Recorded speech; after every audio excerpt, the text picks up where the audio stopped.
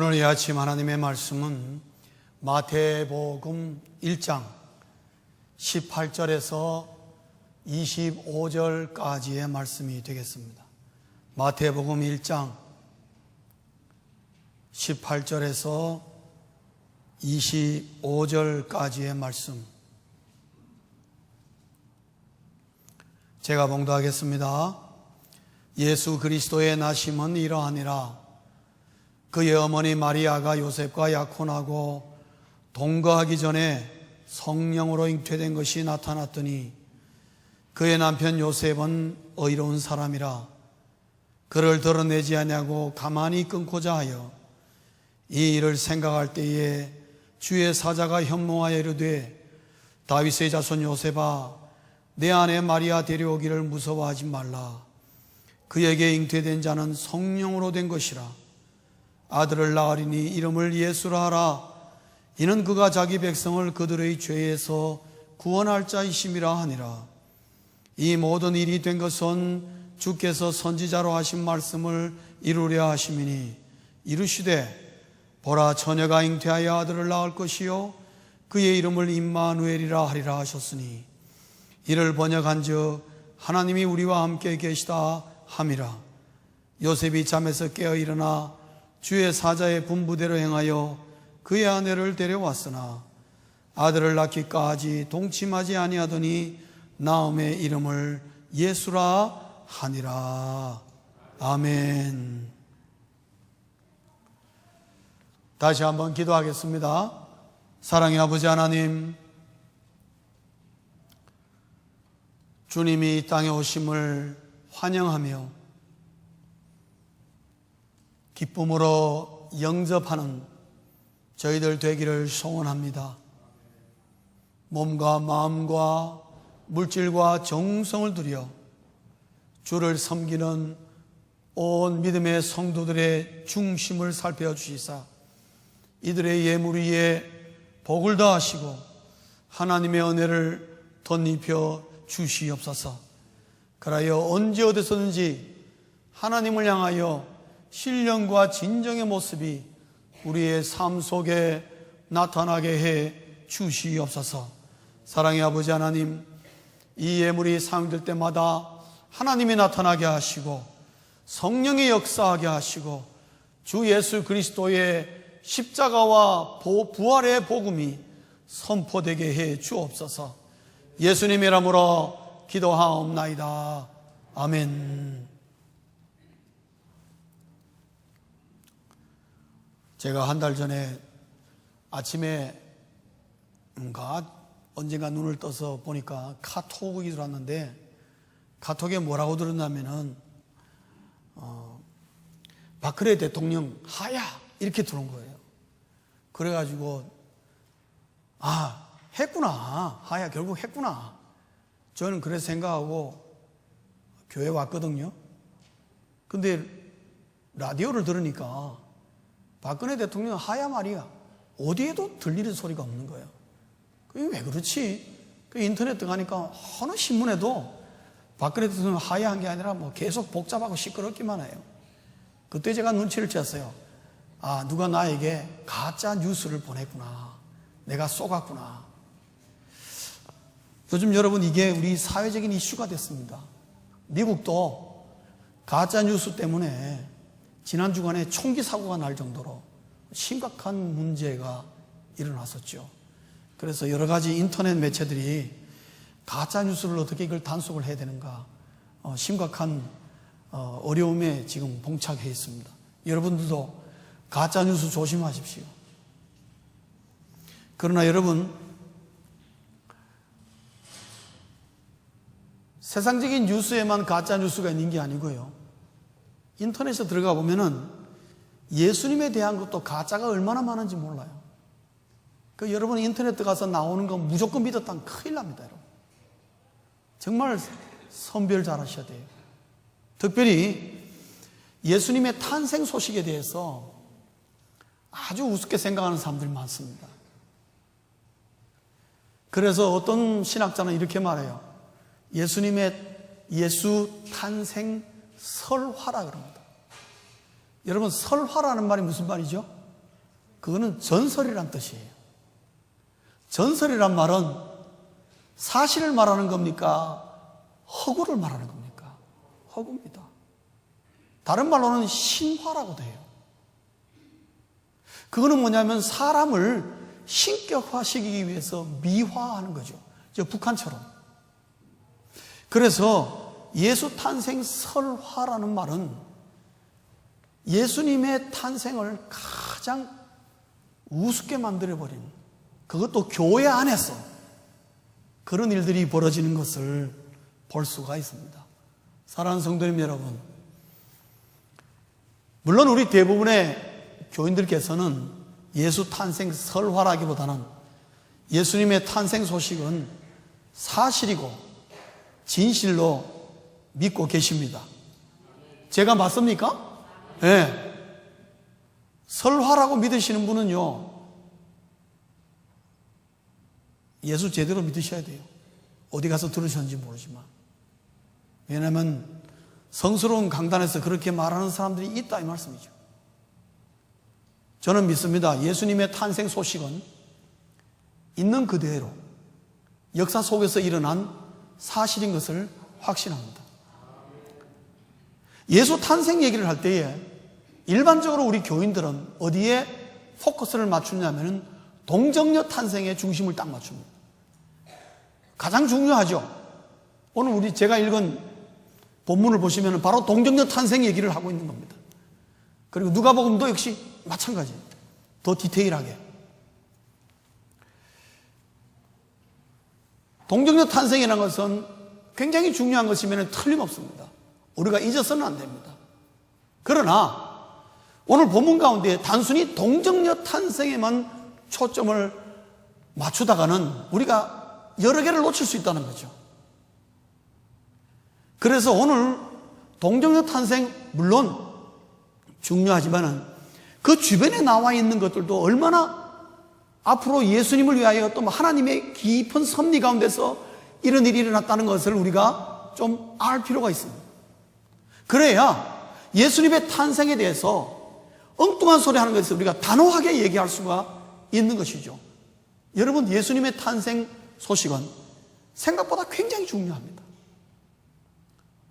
오늘 여러분, 제가 동정녀를 빼고 그 다른 내용들을 가지고 오늘 이 말씀을 여러분 드리려고 합니다. 어떤 면에서는 교육적인 차원으로 또 이때쯤 돼서 한번 꼭 우리가 강조할 필요가 있으니까 이 말씀을 우리가 받겠습니다. 오늘 여러분 본문을 보시면은 두 가지 질문이 일어납니다. 하나는 뭐냐면은 왜 아기 예수님의 이름이 두 개인가 하는 거죠. 왜 두 개냐 하는 것입니다. 우리 한국 사람들은 두 개라는 것에 대해서 어떤 면에는 익숙합니다. 전통적으로. 왜냐하면은 아이가 태어나면은 어릴 때 부르는 이름이 따로 있죠. 우리 교인들 가운데서 어릴 때 부르는 이름 따로와 진짜 호적상에 있는 이름이 따로 되시는 분이 있을 거예요. 저희 동네도 많았어요. 저희 동네 어릴 때 우리 친구들 가운데 이름이 아명이 뭐냐면 강쇠였어요. 강쇠. 그리고 왜 아버지가 왜 너 강쇠로 지었나 하니까 남자는 자고로 정력이 강해야 된다 그래서 병광쇠를 빼고 변신하니까 강쇠라고 이름 쳤다는 거죠. 참나. 감사하게도 저희 집은 예수 믿는 집안이라서 뭐 이름 두 개를 짓지 않았습니다만은 어릴 때 이름을 우리 한국에는 좀 이렇게 천한 이름을 지어야 그래야 이 아이가 나중에 잘 살고 성공한다 그래가지고 뭐 개똥이도 있고 그 다음에 뭐 돌쇠도 있고 그랬습니다. 지금도 우리가 태명을 짓는 분들이 많이 있는데 뭐 그런 컨셉이 아직도 남아있다는 것을 말하죠. 사실 아명의 이름은 아무런 의미가 없습니다. 호적상의 이름이 중요하죠. 그런데 예수님의 이름 두 개가 있다는 것은요, 이건 좀 차원이 다른 얘기예요. 굉장히 중요한, 하나하나가 굉장히 중요한 의미가 있다 이 말씀이죠. 아기 예수께서 붙여진 이름은 두 개인데 하나는 뭐냐면 임마누엘이라는 말이에요. 오늘 본문에 나오죠. 임마누엘. 임마누엘이라는 뜻은 뭐냐면 하나님이 우리와 함께 하신다는 뜻이에요. 그러나 이렇게 번역할 수도 있습니다. 우리와 함께 하시는 하나님. 이렇게 번역해도 아무 문제 없습니다. 하나님이 우리와 함께 하신다라는 번역과 우리와 함께 하시는 하나님이라는 번역은 똑같은 번역이지만 그 뉘앙스는 다른 거예요. 그러면 임마누엘이라는 말을 아기 예수와 바로 이름으로 붙일 때에 우리가 훨씬 마음에 와닿는 건 뭐냐면은 우리와 함께 하시는 하나님이라는 것이에요. 그 말은 이 아기 예수가 누구라는 걸 말하고 있습니까? 하나님이라는 것을 강조하고 있는 거예요. 하나님이라는 걸 강조하고 있는 거예요. 즉 임마누엘이라는 말은 뭐냐면은 이 땅에 임하는 아기 예수가 누구냐라는 것을 정확하게 얘기합니다. 그 아기 예수가 누구라는 것입니까? 하나님이라는 거예요. 하나님이라는 거예요. 그래서 임마누엘이라는 이름은 신적인 이름입니다. 그래서 유대인들 가운데는 임마누엘이라는 이름을 절대로 쓰지 않습니다. 왜? 그거는 하나님을 호칭하는 문제가 되기 때문에 그건 큰 문제가 돼요. 율법적으로. 그러나 우리 개신교회들에게 있어서는 뭐 아무런 문제 없이 사용하고 있습니다. 얼마 전까지 저희 교회에 계셨던 우리 매니 목사님, 매니라는 말이 뭐냐 하면은 임마누엘의 준말입니다, 여러분. 우리 임마누엘 이름 많이 씁니다. 좋은 이름으로 쓰죠. 그러나 그 의미는 뭐냐 하면은 예수 그리스도가 하나님이라는 걸 말하고 있습니다. 다시 말하면 예수님의 본성, 실체가 누구냐, 무엇이냐 이게요. 하나님이다. 그 말은 뭐냐면 하나님이 이 땅에 오셨다는 것을 말하는 것이죠. 뭐 하기 위해서? 우리와 함께 하기 위해서. 그래서 예수님의 이름 앞에 임마누엘이라는 말이 붙는다는 것은 예수님의 신성을 말하는 것입니다. 예수님의 본질은 인간이 아니라는 거죠. 두 번째 이름은 여러분 다 아시는 대로 뭡니까? 예수라는 뜻입니다. 예수라는 이름은 우리 뭐 다 알죠? 구원자라는 뜻이죠. 구약의 여호수아, 호세아 다 같은 뜻입니다. 그럼 그리그로는 예수, 구원자라는 뜻입니다. 예수라는 이름은 뭐냐 하면은 아기 예수가 이 땅에 무엇 때문에 오셨느냐, 무엇 때문에 우리와 함께 하시길 위하느냐, 그게 뭐라는 거예요? 구원을 위함이라는 거죠. 그분의 삶을 통해서 온 인류의 죄 가운데서 우리를 건져내실 사명을 가지고 오신 분이라는 거죠. 예수라는 뜻은 아기 예수의 사명을 말하는 것이죠. 왜 이 땅에 오셨느냐는 말이죠. 그래서 예수라는 이름은 그 이름 속에 담겨 있는 그분의 직책을 말하는 것입니다. 그런 면에서 예수라는 이름은 예수님의 인간, 그분은 철저한 동시에 인간이라는 것을 우리에게 가르쳐주고 있습니다. 그런데 임마누엘과 예수라는 둘 중에서 왜 그러면 이 이름을 두 부모가 예수라고 지었느냐? 유대 관습적인 의미도 있습니다. 동시에 예수라는 이름은 뭐냐면은 지금부터 이 아기는 그가 마지막 죽는 그 순간까지 무엇으로 산다는 겁니까? 인간으로 살 것이라는 것을 말하고 있습니다. 하나님이지만 인간으로 산다는 것을 말하는 겁니다. 그래서 마리아와 요셉이 예수가 태어났을 때 그 이름을 임마누엘과 예수 가운데 뭐라고 붙였어요? 예수라고 이름을 붙인 것입니다. 그러나 임마누엘과 예수라는 그 두 가지 이름은 뭐냐? 정리하면은 아기 예수는 완벽한 온전한 신성과 온전한 인성을 소유한 두 개의 성을 가지고 있는 두 개의 어떤 퍼스널리티를 가지고 계시는 미스테리한 분이라는 것을 우리에게 말하고 있는 것입니다. 그거는 그분이 이 땅에서 해야 될 일을 지칭하는 것이고, 그리고 온 인류를 죄 가운데 구원하시기 위해서 반드시 갖추어야 할 조건이라는 거죠. 그래서 예수님의 공생애를 보시면은 신적인 면과 인간적인 면이 이렇게 막 이렇게 섞여서 나타납니다. 예수님의 신적인 면이 뭡니까? 바다를 잔잔케 하신 사건. 예수님이 물 위로 걸어온 것입니다. 여러분 믿습니다 그러고 여러분 어디 가서 강 위에나 바다 위에서 걸어갈 생각하지 마세요. 걸어가면 어떻게 되죠? 빠져 죽습니다. 하나님이 특별히 허락하지는 않아요. 베드로가 조금 경험하다 관뒀죠. 예수님만이 걸으신 거예요. 그게 뭐예요? 바다를 만드신 주인이기 때문에, 갈릴리를 만든 주인이기 때문에 그 위를 걸어가시는 거예요. 그 주인이라는 거죠. 죽은 자를 살렸습니다. 죽은 나사로를 살렸습니다. 그게 뭡니까? 생사의 주인이 누구라는 거예요? 예수님이라는 거예요. 그분이 하나님이라는 걸 증명하죠. 그러나 동시에 예수님은 시장함을 느꼈습니다. 배고프셨죠? 배고파서 삼시세끼 식사하셔야 돼요. 그게 뭡니까? 뭐를 말하는 겁니까? 우리가 똑같은 인간이라는 거죠. 예수님은 슬퍼서 우셨어요. 그게 뭐예요? 우리가 똑같은 감정을 소유하신 분입니다. 그래서 예수님의 공생의 삶 속에는 그분의 신성과 그분의 인성이 동시에 다 나타난 것입니다. 우리와는 분명히 다른 부분이 있었어요.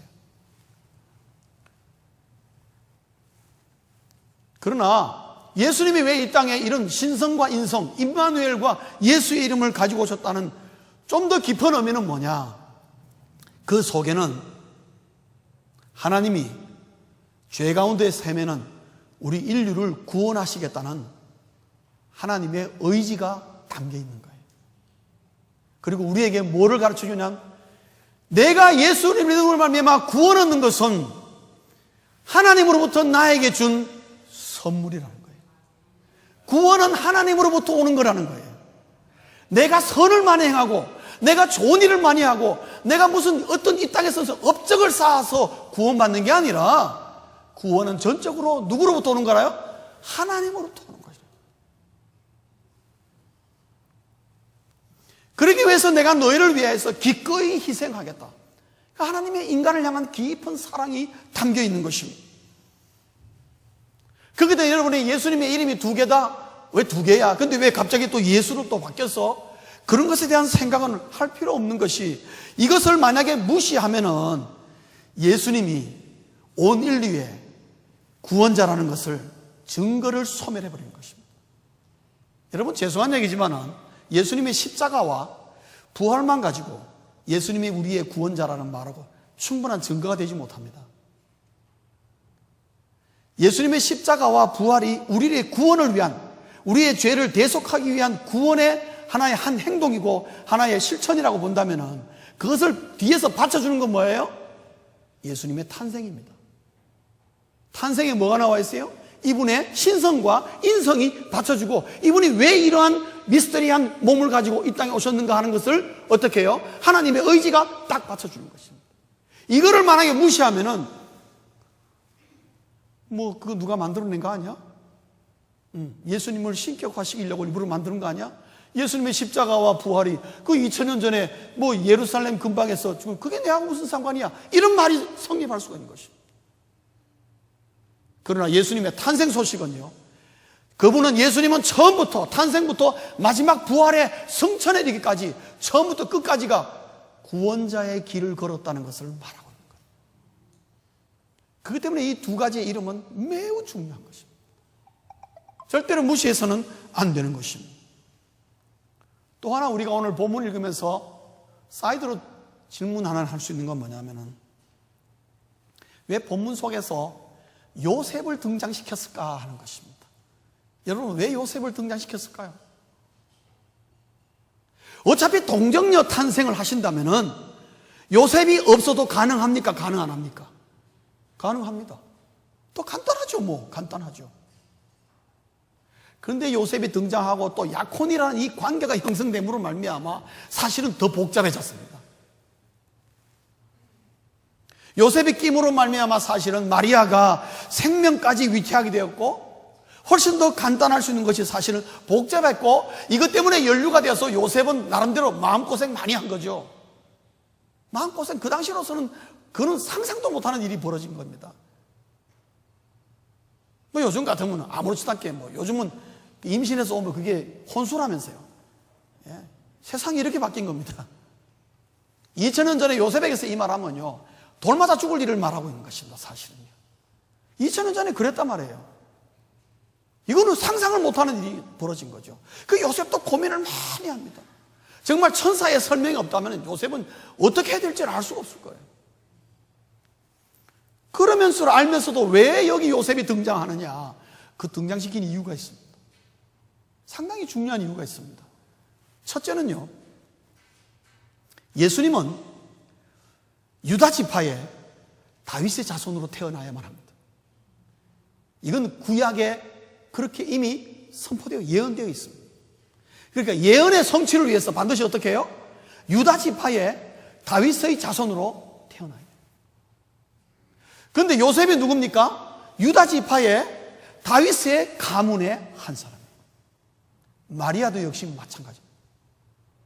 그러나 마리아도 유다 지파의 다윗의 자손이면 틀림없지만은 여자 혼자가 아이를 낳으면은 법적으로 호적 등록이 불가능해요. 법적인 호적 등록이 불가능해요. 그래서 여러분, 반드시 누가 있어야 됩니까? 가장이 누가 한 명 있어야 됩니다. 그렇기 때문에 누가 등장해야 됩니까? 요셉이 있어야 요셉의 아들로 호적이 들어가지 않습니까? 그렇죠? 그래서 유다 지파로서 다윗의 자손, 영적인 면으로도 분명하지만은 하나님의 말씀적으로도 분명하고 법적으로도 전혀 화자가 없는 정확한 정통성을 드러내기 위한 것이에요. 굉장히 중요한 의미가 담겨 있습니다. 그 요셉 빠지면 안 돼요. 만약에 요셉이 아니라면 조인수라도 등장해야 돼요. 예. 그때 제가 안 태어났기 때문에 요셉이, 하나님이 마리아와 요셉을 선택하신 거죠. 또 하나 더 있습니다. 그건 뭐냐면은 예수님이 이 땅의 공생애 33년 동안에 온전한 인간의 삶을 경험하셔야 돼요. 굉장히 중요한 거죠. 인간으로 왔으면 인간의 삶을 경험해야죠. 그러기 위해서는 어떻게 해요? 온전한 가정에서 태어나서, 예수님은 마리아와 요셉 사이의 장자죠.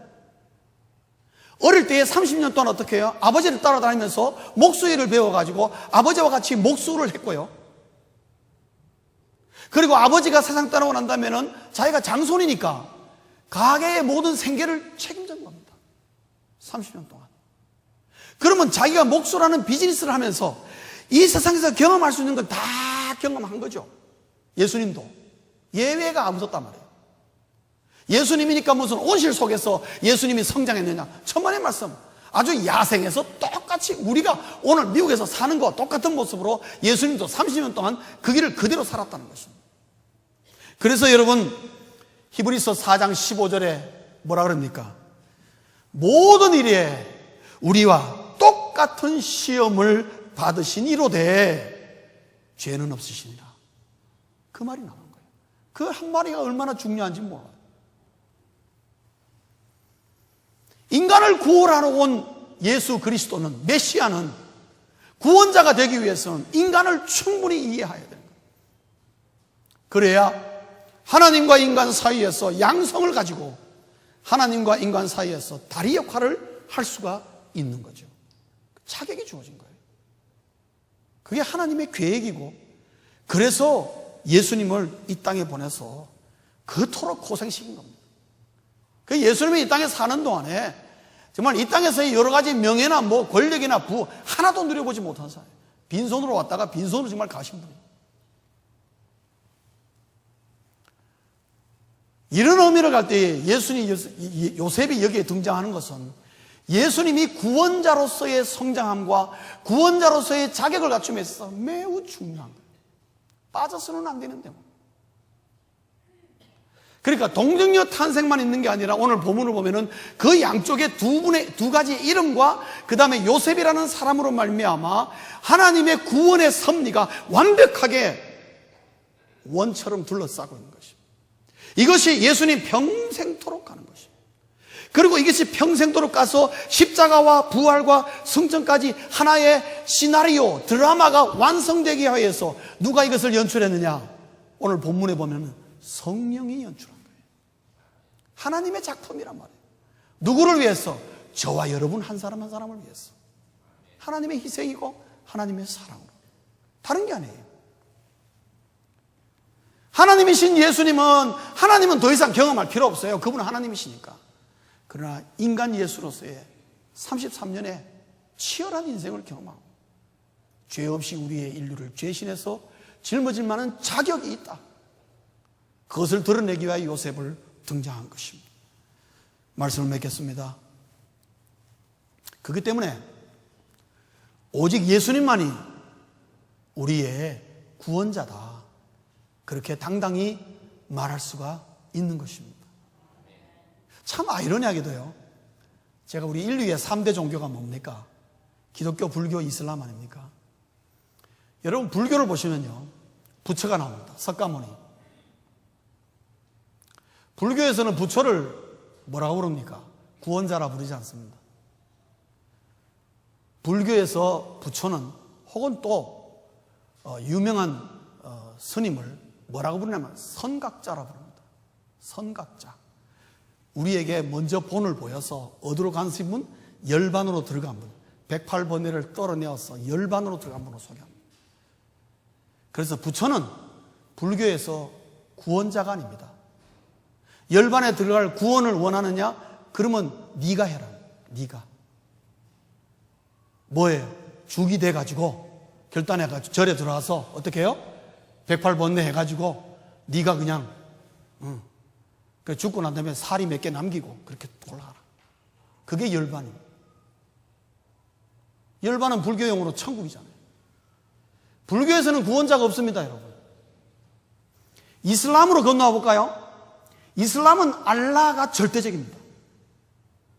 알라는 여호와 하나님 아닙니다, 여러분. 예, 언젠가 알 기회가 있겠죠. 알라입니다. 알라의 절대적입니다. 그러면 이 이슬람을 만든 마호메트는 누구냐? 마호메트는 말입니다, 이슬람에 있어서는요 최고의 선지자일 뿐입니다. 선지자. 구원자가 아닙니다. 마호메트를 믿어서 이스라엘 무슬림들이 구원받는 거 아니에요. 그 사람들이 오직 누구로 말미암아? 알라로 말미암아 낙원에 가는 거예요. 예, 천여 많은 낙원에 가는 겁니다. 이게 무슨 말인지 아십니까? 예, 이 땅에서 무슬림이 이슬람 율법에 따라 잘 살고 심지어 뭐 이렇게 전사라서 폭탄 짊어지고 가서 막 죽고 이러면 그런 사람은 다 이슬람에서 천국 개념이 있어요. 그럼 천국 가면 뭐냐? 두 가지가 확실해요. 수많은 술과 옆에 적어도 1인당 70명의 여자들이 붙어가지고 영원토록 그렇게 엔조이하면서 산다는 게 그 이슬람의 천국관입니다. 정말 유치해요. 그런데 그게 꿀안에 나와 있다고요, 여러분. 예. 이걸 믿는다는 게 너무나 이건 저는 사탄의 종교라고 생각합니다. 예. 그렇지 않으면 불가능하죠. 여러분, 이슬람에도 마호메트는 선지자일 뿐이에요. 이슬람에도 구원자가 없습니다, 여러분. 알라의 절대적인 거예요. 그 외에는 아무것도 없어요. 뭐 그들이 이맘이나 그들이 뭐 유명한 무슨 사람 다 그냥 선지자일 뿐이에요. 그래서 이슬람에서는 선지자는 말은 아무에게나 붙이지 않습니다. 정말 최고의 지도자 이외에는 아스만. 술탄이라든가 여러 가지 이름이 있지만은 그러나 그 의미는 하나도 구원자라는 말이 없습니다. 저는 이걸 보면서 참 하나님이 신묘막측하시다. 구원자라는 말을 쓰는 증거는 이 세상의 종교 가운데 딱 하나밖에 없어요. 기독교밖에 없어요. 기독교 예수 그리스도. 이 땅에 구원자는 한 분뿐이에요. 이슬람을 믿는 무슬림도 그들을 구원할 자는 예수 그리스도밖에 없어요. 불교에서 철저한 불교 신자를 할지라도 그 사람을 정말 구원할 자는 예수 그리스도밖에 없어요. 그렇기 때문에 오직 예수 그리스도만이 구원자라는 거예요. 그게 탄생에서부터 우리에게 이미 가르쳐 주고 있는 것입니다. 오늘 우리가 이 내용을 접하면서 우리가 해야 할 일은 뭐냐? 하나입니다. 요셉의 믿음, 그 믿음을 따라하는 것입니다. 요셉은요, 예수님의 탄생 소식 속에 모든 걸 접하면서 모든 상황이 전혀 이해가 안 됐습니다. 이해가 안 됐기 때문에 어떻게 해요? 조용히 어떻게 해요? 이 모든 약혼 관계를 끊어버리려고 그랬어요. 그게 상책이라고 생각했어요. 왜? 이해가 안 되니까 있을 수 없는 일이 벌어진 거예요. 그래도 천사가 그에게 가르쳐주고 말 설명하니까 어떻게 해요? 아무 말 없이 따랐어요. 뭐 때문에? 믿고 따른 거예요. 그 믿음. 아무리 이 땅에서 예수 그리스도의 탄생 소식을 전하고 모든 세상 사람들에게 예수님의 탄생 소식을 전해도 그것을 믿지 않는 자에게는 아무런 의미가 없는 거예요. 그래서 누가 예수 그리스도를 믿는 그리스도인이냐? 이 탄생 소식을 사실로 진리로 믿고 아멘으로 믿는 자가 이 탄생의 구원의 소식이 그들에게 기쁨이 되고 그들에게 영접이 되고 그들 삶 속에 구원의 역사를 일으키는 것입니다. 사랑하는 성도님 여러분, 예수 그리스도는 우리의 구원자요, 그분을 우리의 가정에서 기쁨으로 환영하고 여러분의 생업의 현장에서, 우리의 교회에서 개인적으로 아멘으로 믿음으로 받을 때에 그 구원하심의 예수 그리스도의 능력이 여러분의 삶 가운데서도 오늘도 왕성하게 일어나게 될 것이라는 거예요. 이러한 예수 그리스도의 구원의 역사가 충만하시길 주의 이름으로 축원합니다. 기도하시겠습니다. 사랑의 아버지 하나님, 이 세상에 오직 구원자는 우리 주 예수 그리스도밖에 없음을 저희들이 예수님의 탄생 소식을 통해서 다시 한번 깨닫습니다. 아버지 하나님, 예수님이 나의 구원자 되심을 믿음으로 받게 하여 주시고, 우리의 삶 속에서, 우리의 일상 속에서, 가정에서, 생업의 현장에서 예수 그리스도로 말미암은 하나님의 구원의 역사들이 왕성하게 일어나게 해 주옵소서. 그 믿음으로 놀라운 일들을 목격하게 하며 오늘도 결국 우리의 인류의 구원자는 예수 그리스도이심을 분명하게 선포하는 저희들 되게 해 주옵소서. 주신 말씀 감사하오며 예수님 이름으로 기도하옵나이다. 아멘.